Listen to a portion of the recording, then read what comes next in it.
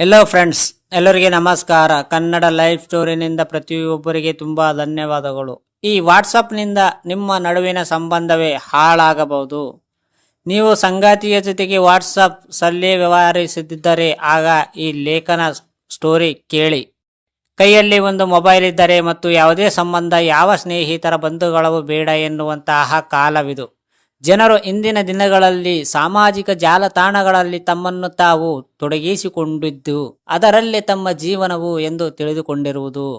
ಹೀಗಾಗಿ ಅವರಿಗೆ ಹೊರ ಜಗತ್ತಿನಲ್ಲಿ ಏನು ನಡೆಯುತ್ತಿದೆ ಎನ್ನುವುದರ ಕೂಡ ತಿಳಿಯದು.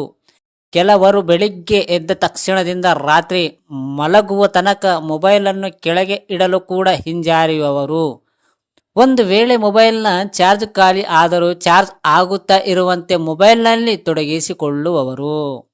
ಮೊಬೈಲ್ ಇಂದಿನ ದಿನಗಳಲ್ಲಿ ಪ್ರತಿಯೊಂದು ವಿಚಾರಗಳು ಅಗತ್ಯವಾದರೂ ಇದನ್ನು ಮಿತಿ ಮೀರಿ ಬಳಕೆ ಮಾಡುವ ಪರಿಣಾಮದಿಂದ ಸಮಸ್ಯೆಗಳು ಎದುರಾಗಬಹುದು. ಅದರಲ್ಲೂ ಮುಖ್ಯವಾಗಿ ವಾಟ್ಸಪ್ ನಂತರ ಸಾಮಾಜಿಕ ಜಾಲತಾಣದಿಂದ ಕೆಲವೊಂದು ಸಲ ಸಂಬಂಧದಲ್ಲಿ ಬಿರುಕು ಮೂಡಬಹುದು. ಅದು ಹೇಗೆ ಎಂದು ನಾವು ನಿಮಗೆ ಈ ಸ್ಟೋರಿನಲ್ಲಿ ತಿಳಿಸಿಕೊಡಲಾಗಿದೆ. ಮೆಸೇಜ್ ನೋಡಿಯೂ ಉತ್ತರಿಸುತ್ತಿದ್ದರೆ ಮೆಸೇಜ್ ನೋಡಿದ ಕೂಡಲೇ ಬೀಳುವಂತಹ ನೀಲಿ ಗುರುತು ವಾಟ್ಸಪ್ನಲ್ಲಿ ಹೊಸತಾಗಿ ಸೇರ್ಪಡೆ ಮಾಡಲಾಗಿದ್ದು ಇದು ಮತ್ತಷ್ಟು ಗೊಂದಲವನ್ನು ಉಂಟು ಮಾಡುತ್ತಿದೆ. ಮೆಸೇಜ್ ನೋಡಿಯೂ ಯಾಕೆ ಉತ್ತರ ನೀಡುತ್ತಿಲ್ಲ ಎನ್ನುವ ಗೊಂದಲವು ಕಾಡುತ್ತಿದೆ. ಏನೋ ಒಂದು ರೀತಿಯಲ್ಲಿ ತಳಮಳ.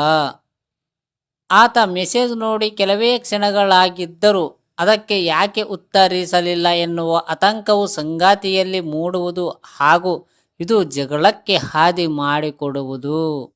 ಕೆಲವರು ಮತ್ತೆ ಮತ್ತೆ ಅದೇ ಮೆಸೇಜ್ ಮಾಡುತ್ತಿರುವವರು.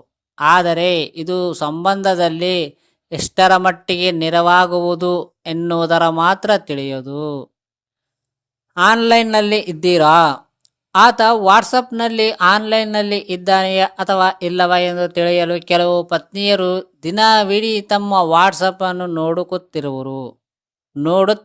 ನೋಡುತ್ತಾ ಇರುವವರು. ಆದರೆ ಕೊನೆಯ ಬಾರಿಗೆ ಯಾವಾಗ ನೋಡಿದ್ದೇನೆ ಎನ್ನುವುದನ್ನು ಕೂಡ ಅವರು ಗಮನಿಸುವವರು. ಮೆಸೇಜ್ಗಳನ್ನು ಹಾಗೆ ಕಳುಹಿಸುತ್ತಿದ್ದರೆ ಅದರಿಂದ ಸಂಬಂಧವು ಬಲಗೊಳ್ಳುವುದು. ಆತ ತನ್ನ ಕೆಲಸದ ಕಡೆ ಗಮನ ಹರಿಸಲು ಬಯಸುತ್ತಿದ್ದರೆ ಆಗ ನೀವು ಮೆಸೇಜ್ ಮಾಡುತ್ತಿದ್ದರೆ ಅದರಿಂದ ಆತನಿಗೆ ತೊಂದರೆ ಆಗಬಹುದು. ಇದರಿಂದ ಸಂಬಂಧಕ್ಕೆ ಹಾನಿ. ಸಂಬಂಧದಲ್ಲಿ ವಾಟ್ಸಪ್ ಹೆಚ್ಚು ಪ್ರಾಮುಖ್ಯತೆ ಪಡೆಯುತ್ತಿರುವುದು ತಿಳಿದಿರಬಹುದು. ವಾಟ್ಸಪ್ನಲ್ಲಿ ಹೆಚ್ಚಿನ ಮಾತುಕತೆಯ ಕೊನೆಗೊಳ್ಳುವುದು ಮತ್ತು ಇದರಿಂದ ಮತ್ತಷ್ಟು ಗೊಂದಲ ಹಾಗೂ ಸಮಸ್ಯೆಯು ಉಂಟಾಗುವುದು. ಕೆಲವೊಂದು ಮೆಸೇಜ್ಗಳು ನೇರವಾಗಿ ಮಾತನಾಡುವ ಮಾತುಗಳಿಗಿಂತ ಭಿನ್ನವಾಗಿರುವುದು.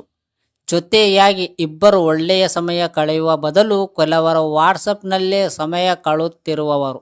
ಇದರಿಂದ ಸಂಬಂಧಕ್ಕೆ ಹಾನಿ ಆಗುವುದು. ವಾಟ್ಸಪ್ನಿಂದ ಆದಷ್ಟು ದೂರ ಉಳಿಯಿರಿ.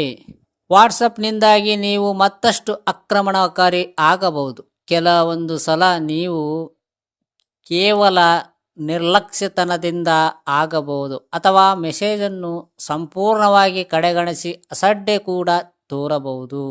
ಹೀಗೆ ಮಾಡಿದರೆ ಅದು ಸಂಬಂಧವನ್ನು ಮುರಿದು ಹಾಕಬಹುದು. ಇದು ದೀರ್ಘಾವಧಿಯ ಸಂಬಂಧದ ಮೇಲೆ ಪರಿಣಾಮ ಬೀರುವುದು ಖಚಿತ. ಕೆಲವರ ತಮ್ಮ ವಾಟ್ಸಪ್ ಸ್ಟೇಟಸ್ ಅನ್ನು ಅಪ್ಡೇಟ್ ಮಾಡಲು ತಪ್ಪಿತಸ್ಥನ ಭಾವನೆ ಎದುರಿಸುವವರು. ಸಂಗಾತಿಯಿಂದಾಗಿ ನೋವಾಗಿದ್ದರೆ ಅದನ್ನು ವಾಟ್ಸಪ್ ಸ್ಟೇಟಸ್ನಲ್ಲಿ ಹಾಕಿ ಬಿಡುವವರು. ನೀವು ಅವರೊಂದಿಗೆ ಸಂವಹನ ನಡೆಸಬೇಕಂತೂ ಮತ್ತು ಭಿನ್ನಾಭಿಪ್ರಾಯವನ್ನು ಬಗೆಹರಿಸಬೇಕು. ಯಾವಾಗಲೂ ಸಂಗಾತಿಯ ಜೊತೆಗೆ ವಾಟ್ಸಪ್ನಲ್ಲಿ ಮಾತನಾಡುತ್ತಿದ್ದರೆ ಅದರಿಂದ ಸಂಬಂಧಕ್ಕೆ ಹಾನಿ ಆಗಬಹುದು. ಇದರಿಂದ ನೀವು ಗುಣಮಟ್ಟದ ಸಮಯವನ್ನು ಸಂಗಾತಿಯ ಜೊತೆಗೆ ಕಳೆಯಿರಿ. ವಾಟ್ಸಪ್ನಿಂದ ಆದಷ್ಟು ದೂರ ಉಳಿಯುವುದು ವಾಸ್ತವದಲ್ಲಿ ಬದುಕು ಕಳೆಯಿರಿ.